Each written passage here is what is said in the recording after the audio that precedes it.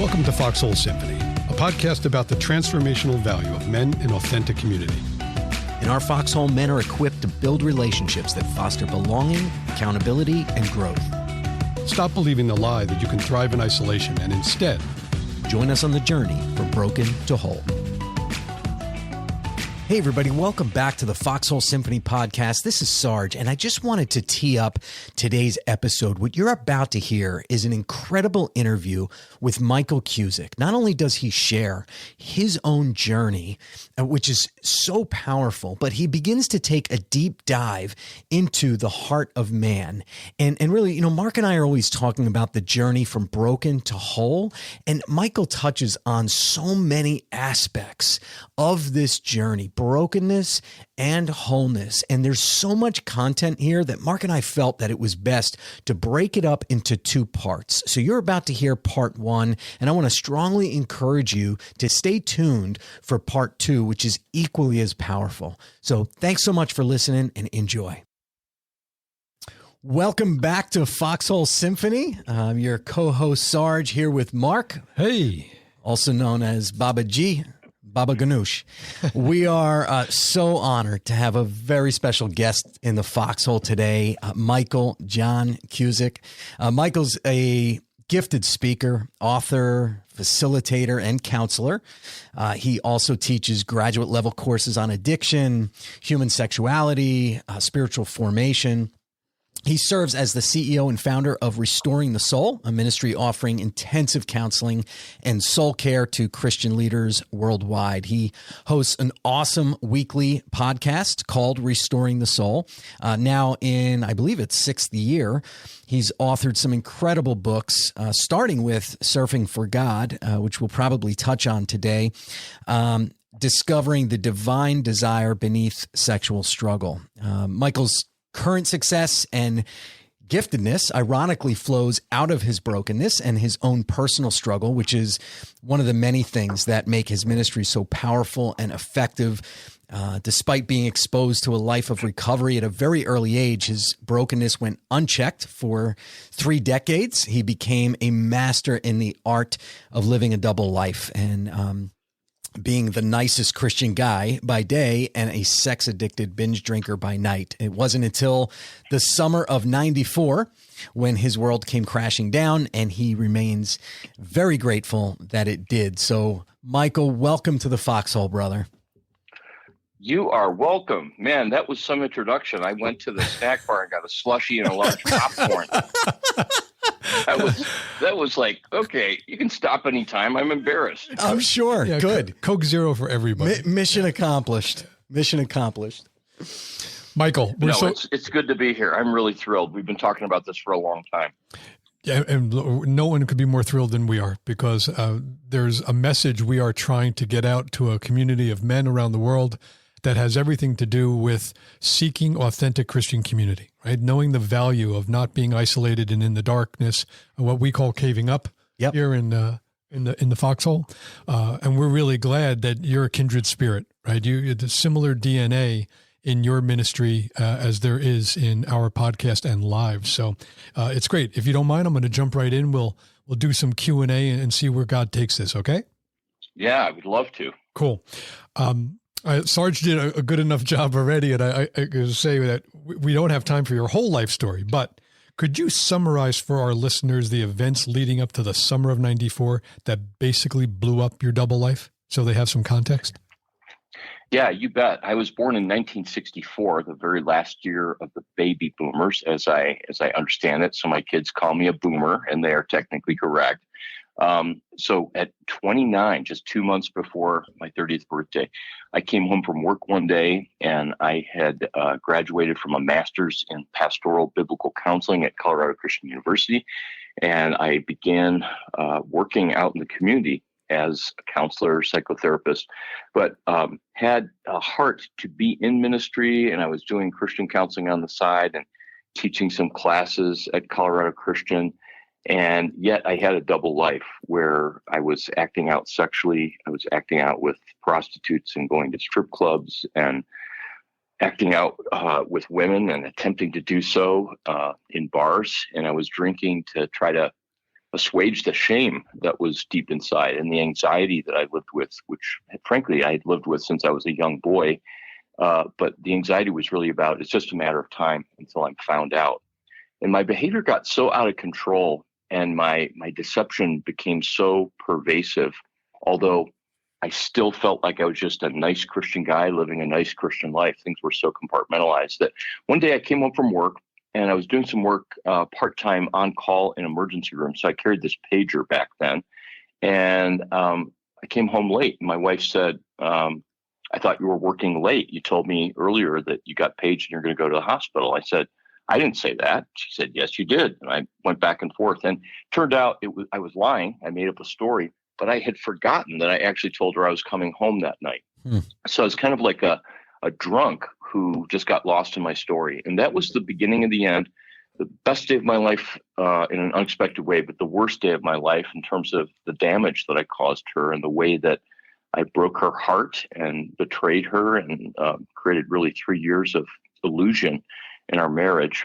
And that was the beginning for me of healing and experiencing a very different life from not just that sexual sin that I had been committing for 3 years in our marriage secretly, but from a life where I'd been sexually abused starting at the age of 4 through about the age of 16 by numerous different people and re-victimized over and over again.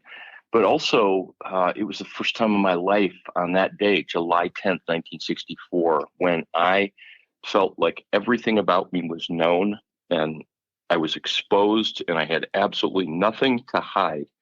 But somehow, though everything had blown to bits, I felt like something was finally coming together. And through that season of weeks and months and years, God saved my marriage, and my wife and I just celebrated 30 years of marriage together. Well, congratulations. Thank you. And for people that are hearing this, I hope that gives hope. But I want to say it has been brutal. It's been really hard in those early years. But then one of the things God had to do, from my perspective, is 9 years after my addictions really began to lose their grip. And on that day, I never acted out sexually again. There was just a major healing in my heart as a result of a lot of the counseling that I had been doing, lying to my counselors in many ways, telling them 90% of my struggle and then not telling them the other 10%, which is kind of like saying, doctor, I have chest pains, but I'm not telling him that I'm fainting every time I have chest pains. Right. And, that explains a little bit more. So what happened 9 years later was that I was diagnosed with complex post-traumatic stress disorder. And that was from the childhood abuse, that the addictions had served like a manhole cover that had just sealed up that part of my life. And although I had never forgotten those memories, they were really pushed down to the side like a beach ball I was holding down. So when the addiction went away, that opened up all of this pain that was there. And when it came out, it was just debilitating.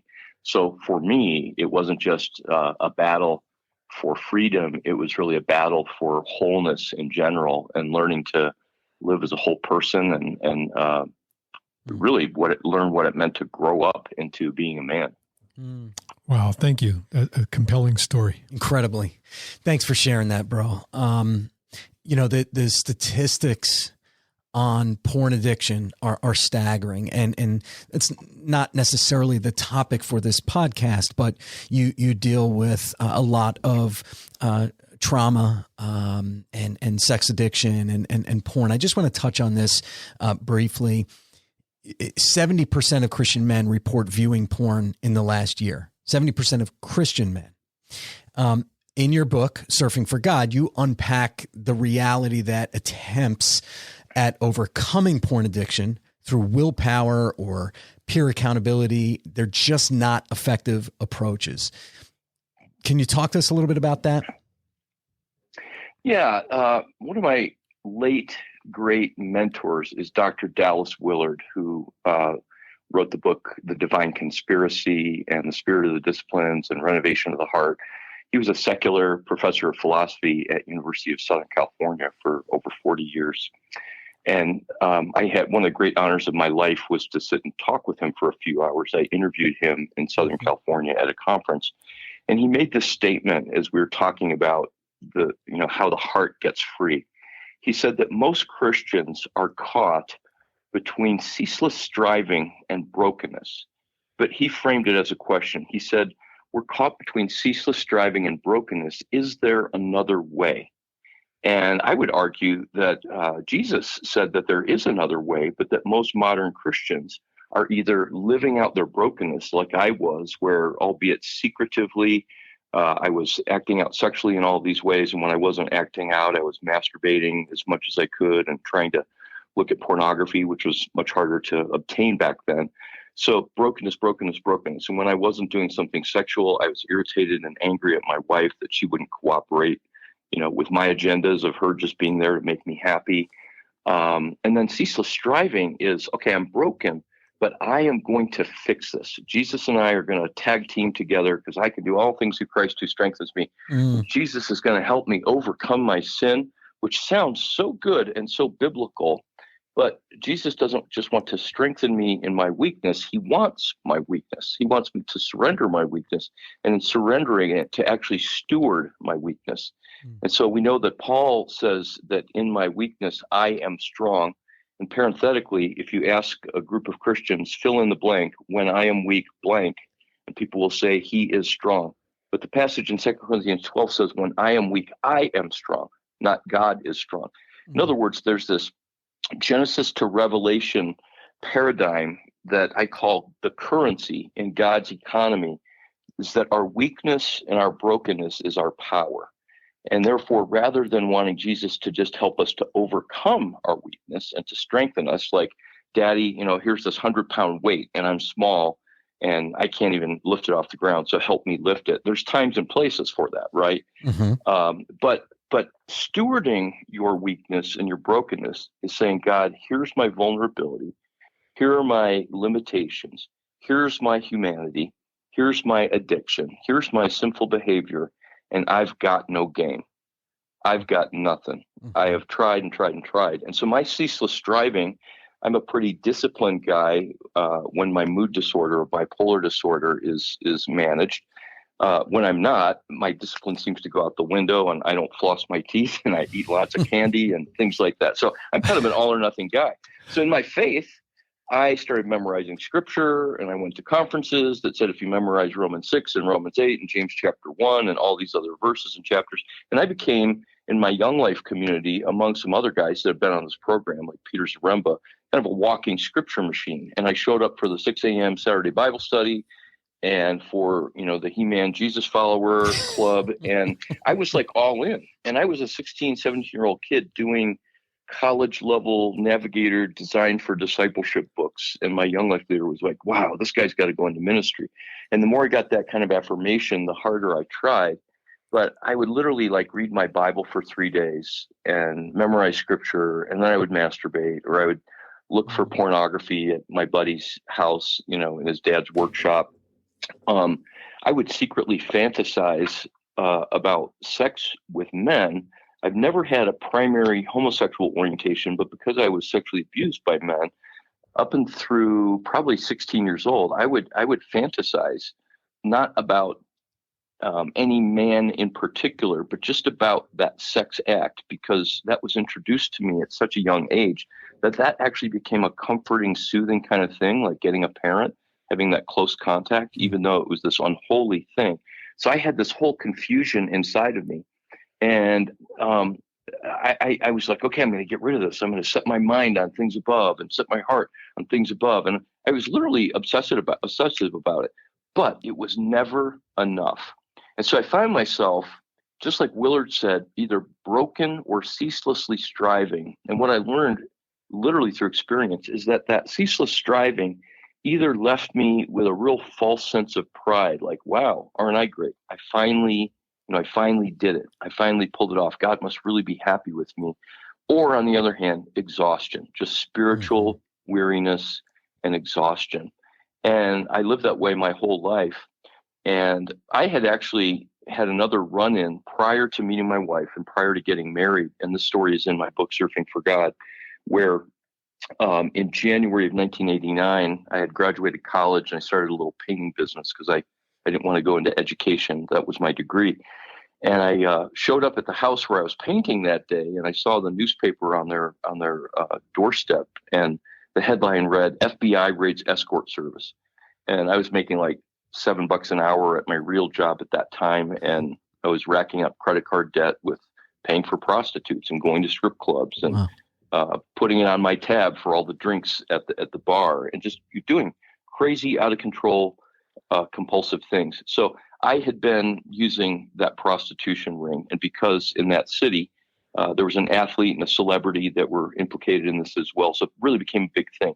So I was 22 years old, terrified that my name was going to show up on the front page of the Cleveland Plain Dealer, and I would be exposed and ashamed, humiliated. My family wouldn't talk to me. Plus, all my Christian friends would be like, "Who is this guy?" Right. So as a result of that, I went to a really good Christian counselor who I started on this journey. Back then, they didn't really have treatment or therapy for sex addiction or porn addiction. And so this counselor wisely started working with me around issues of my masculinity, how I saw myself in God's image, and started dealing with the sexual abuse. So that actually got me able to relate to and engage with women, because I had never been on a real date during that time. Women thought I was probably charming and funny, but I was always kind of sure they did. Sure, you keep telling yourself that. Sure they did. Yeah. Well, of course I tell myself that, but I was the gal pal. I was the guy that could hang around with girls, but never initiate or pursue or be romantic. So I was a, quote, relatively healthy person when I married Julianne in 1991, but little did I know that this addiction had really been so untreated, and the proximity of suddenly being married to a woman and not really knowing who I was or how to be intimate. And I had zero clue, guys. So if there's anybody listening who goes, I really don't know how to have an intimate relationship, really the welcome to the club, and the strength and how to begin to do that is by acknowledging that brokenness and that inadequacy, because our inadequacy is really our first qualification to become who we are. So, got married, which was pretty miraculous. Fell in love with my wife at first sight in Colorado.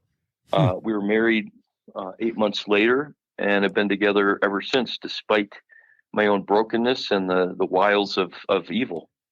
So thank you, brother, for sharing that. So you shared a lot there, and I want to just dig in to try to get a practical tidbit or application for men or women, frankly, that are listening, who are wondering.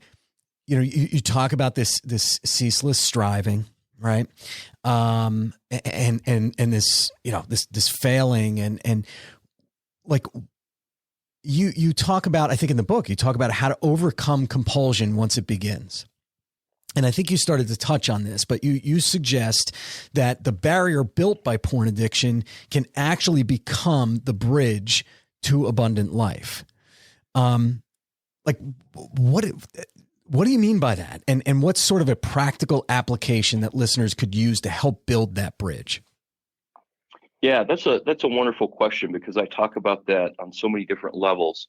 But we're about to celebrate Holy Week, and with that, Maundy Thursday or Holy Thursday, where we remember Jesus being in the upper room in the Passover meal with his disciples and washing feet of his disciples, and Peter saying, "Nope, you're not gonna wash my feet."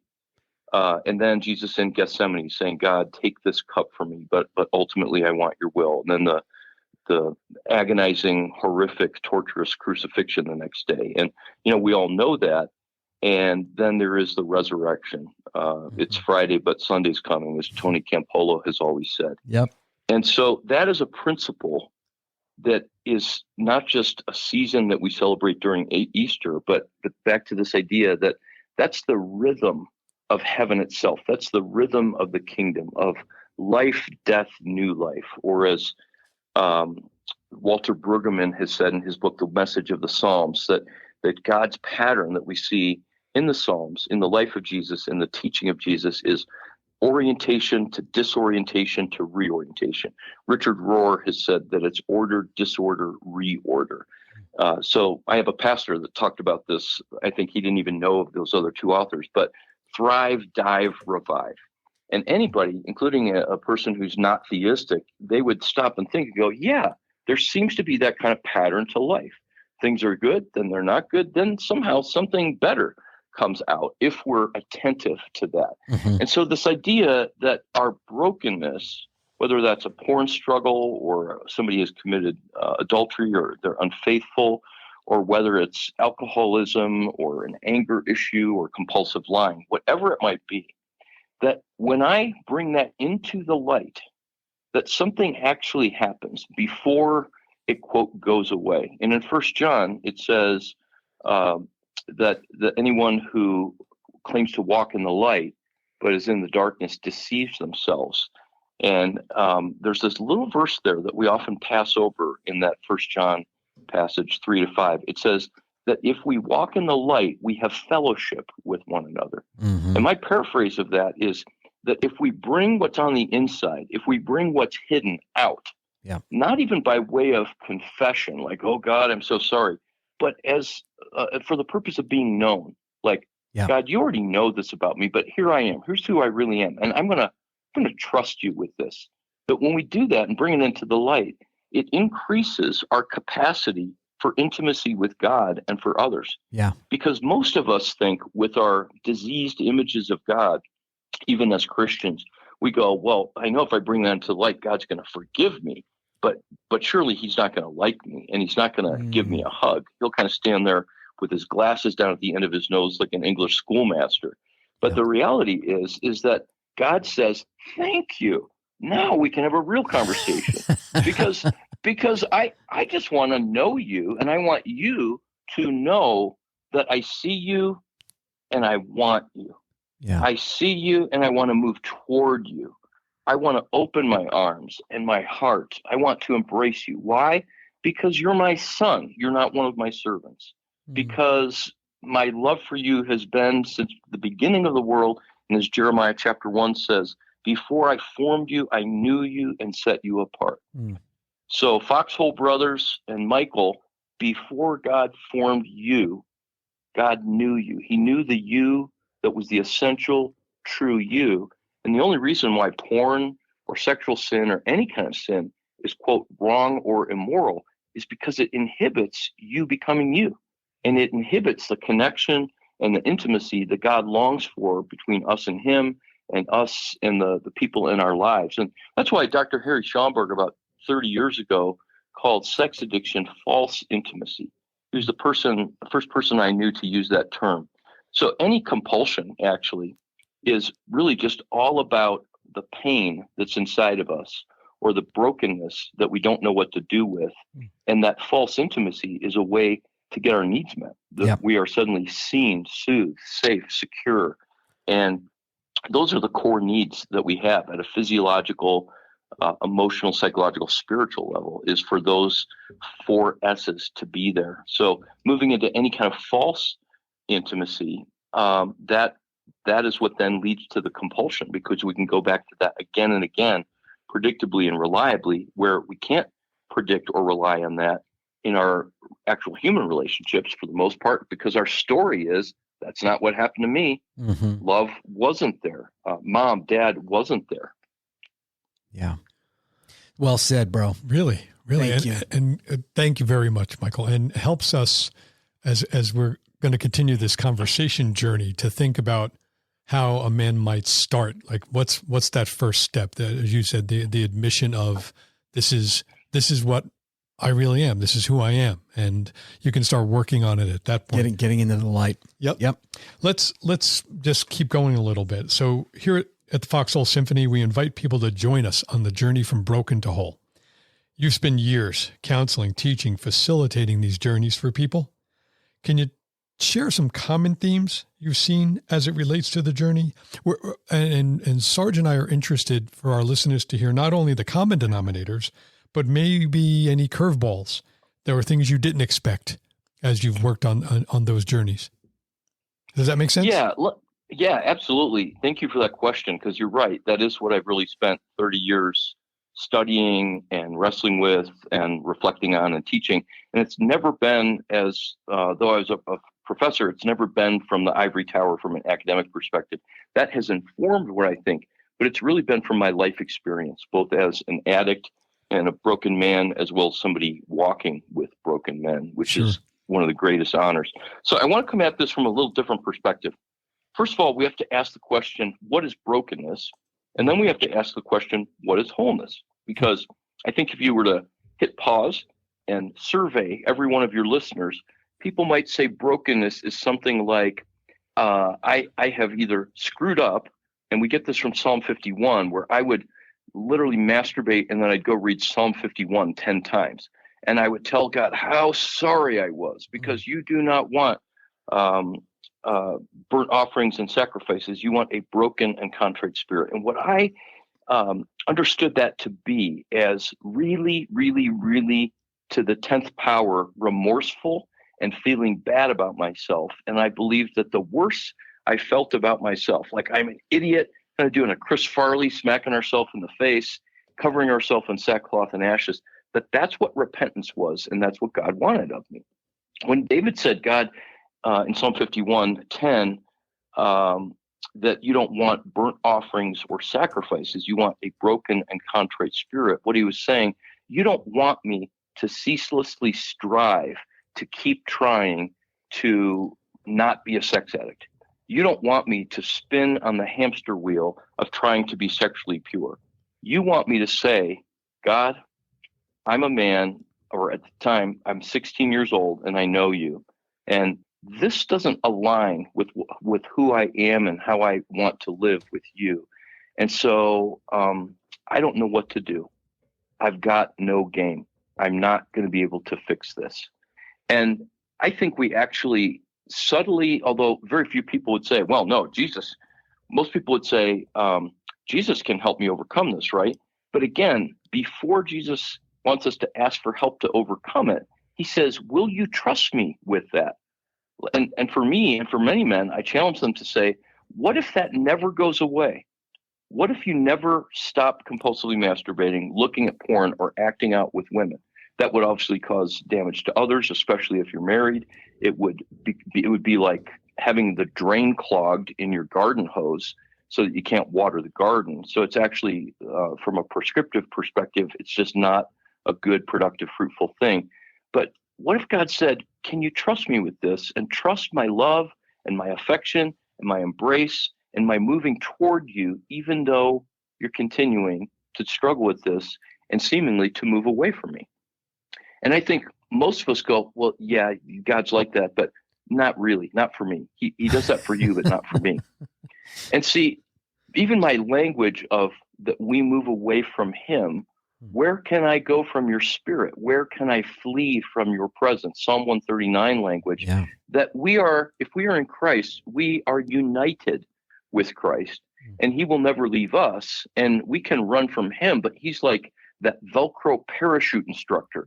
When you jump out of the plane, God is that attached to you, right? Where you can try to unbuckle the harness, but it's not going to unbuckle. Mm-hmm. And you know, God will smash into the ground from 30,000 feet with you. And that's how much he loves us. So I used to think I'm away from God because I've done X, Y, and Z. And now I have to get close to God. And that was a ceaseless striving. And that actually prevented me from being able to surrender my brokenness. So let me talk very briefly about brokenness and then to talk about wholeness. Can I do that? Sure. Absolutely. Hello, friends. We're glad you're here. This is Mark. In this episode, we spoke with our friend Michael Cusick, husband, author, fellow podcaster, and ministry leader, about what soul restoration looks like today. Michael did a deep dive into the Bible as an adolescent and was brutally honest with us about his early abuses and the double life where he was part good Christian guy and part sexual sinner.